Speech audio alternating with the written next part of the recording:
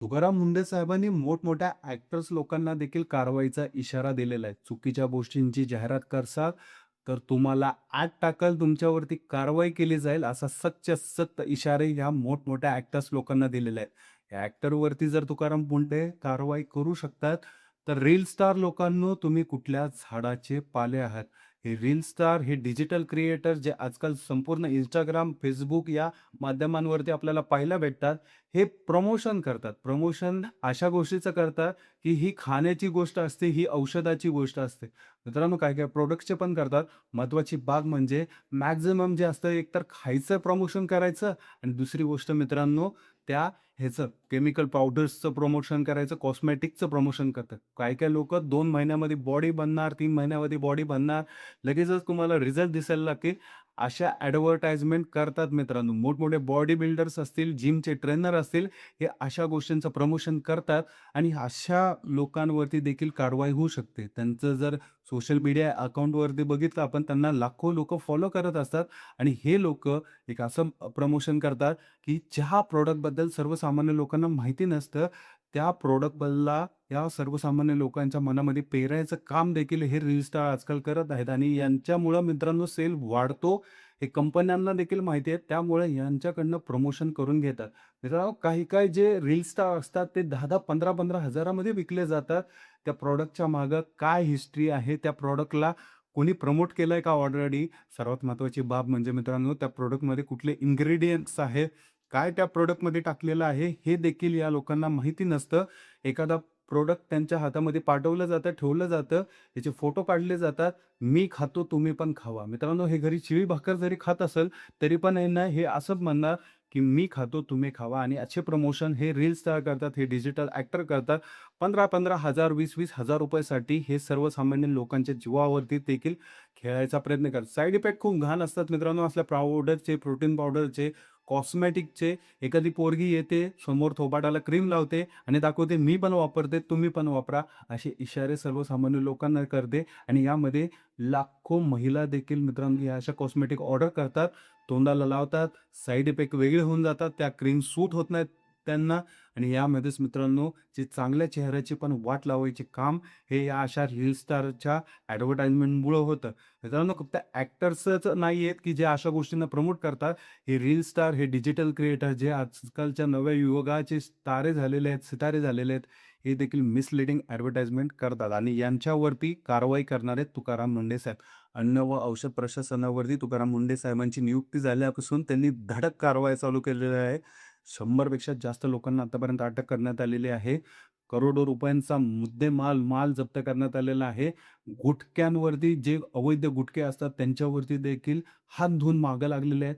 प्रत्येक जे पण सर्वसामान्य माणसाच्या शरीरात जातं, शरीराला लावलं जातं, या सगळ्या गोष्टींना बारकाईने लक्ष देणारे आहेत तुकाराम मुंढे साहेब. आणि तुकाराम मुंढे साहेबांचा जो रेकॉर्ड आहे, तो रेकॉर्ड सांगायचा गरजच नाही.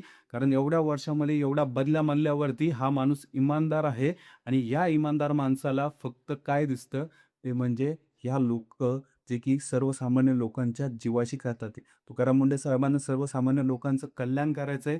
त्यासाठी ते अधिकारी पदावरती बसलेले आहेत आणि जे एक असं पद त्यांना देण्यात आलेलं आहे, एक असं डिपार्टमेंट त्यांना देण्यात आलेलं आहे, की आम्हाला सर्वसामान्य पोरांना ते पाहून एवढा आनंद होतोय, की अशी गोष्ट एका अशा माणसाच्या हातात आलेली आहे. ते व्यक्तिमत्व पूर्ण महाराष्ट्राचं जे अन्न व औषध प्रशासन आहे, ते कंट्रोल करू शकतं. ज्या अन्न व औषध प्रशासनामुळं मित्रांनो, सर्वसामान्य लोकांच्या जीवनावरती, दैनंदिन जीवनामध्ये ज्या पण गोष्टी आहेत, ज्यातून साइड इफेक्ट होतात, त्या कुठेतरी बाजूला होतील तुकाराम मुंढे साहेबांच्या या कारवायांनंतर. विचार करा मित्रांनो, डुप्लिकेट आमरस सापडतोय, डुप्लिकेट अशा खाण्यापिण्याचे पदार्थ सापडत आहेत. केमिकल कलर्स टाकले जातात, ते भंडच्या भंड बनवून ठेवायचं, अक्षरशः काहीतरी वेगळं, चवीपुरतं थोडं तरी वेगळे ड्रग्स टाकायचे, अशा फालतू गोष्टी हे अन्न विकणारे करत आहेत आणि अशा गोष्टींना बॅन आणण्यासाठी अशा अधिकाऱ्यांची गरज आहे आणि हेच तुकाराम मुंढे सर करणार, हे सगळ्यांना माहिती आहे. मित्रांनो, एक म्हण आहे, की इमानदार माणूस जो असतो ना, तो इमानदारच असतो आणि याचं उदाहरण म्हणजे जे आहे, ते तुकाराम मुंढे साहेब आहेत. 8 ते 10 दिवसामध्ये जर एवढ्या कारवाया तुकाराम मुंढे साहेब करू शकतात, तर आधीचे डिपार्टमेंटवाले झोपलेत का? हा प्रश्न देखील उपस्थित होतो. काय केलं आतापर्यंत? कुठली कारवाई त्यांची हायलाइट झाली का?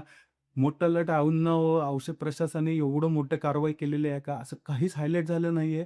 म्हणजे काय बेबुनियाद काहीही चाललंय. लोकं बनवतात आहे, ॲडव्हर्टाइजमेंट करतात आहे, सोशल मीडियावरती टाकतात आहे. या सगळ्या गोष्टी चाललेल्या आहेत आणि ह्या आधीचे अधिकारी जे होते, ते फक्त बघतात आहे. यामुळं मनामध्ये पण ती भीती चालू आहे, की बाबा रे, हे आतापर्यंत जे आपण पण खात आलेलो आहे दैनंदिन जीवनामध्ये, काय होतं त्याच्यामध्ये, किती केमिकल होतं, कुठल्या लोकांनी काय आपल्याला दिलं, आपल्या आयुष्यावरती त्याचा परिणाम होतोय, ह्या गोष्टी देखील आपल्याला माहिती नाहीये आणि हे ॲक्टर्स लोकं हे प्रमोट करतात, हे रील स्टार प्रमोट करतात. ह्यांच्यावरती कारवाया देखील झाल्या नाहीयेत. त्यामुळे या गोष्टीचं आश्चर्य वाटतंय. नक्कीच लक्षात ठेवा रील स्टारवाल्यांनो, ॲक्टर लोकांनो, 100% कारवाई होणार. कारण जे बसलेले अधिकारी आहेत, ते साधं-सुधं व्यक्तिमत्व नाहीये. ते तुकाराम मुंडे आहेत. सगळ्यांपेक्षा वेगळे आहेत आणि सर्वात महत्त्वाची बाब म्हणजे ह्याच्यापुढे ट्रान्सफर नाही झालं पाहिजे सर्वांचं.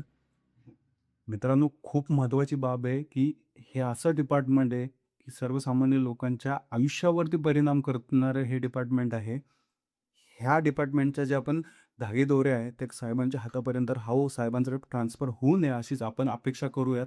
नक्कीच तुम्हाला काय वाटतं? साहेबांनी एवढ्या कारवाया चालू केलेल्या आहेत, त्यांच्यावरती ट्रान्सफरची कारवाई होणार का? ट्रान्सफर केलं जाईल का त्यांचं?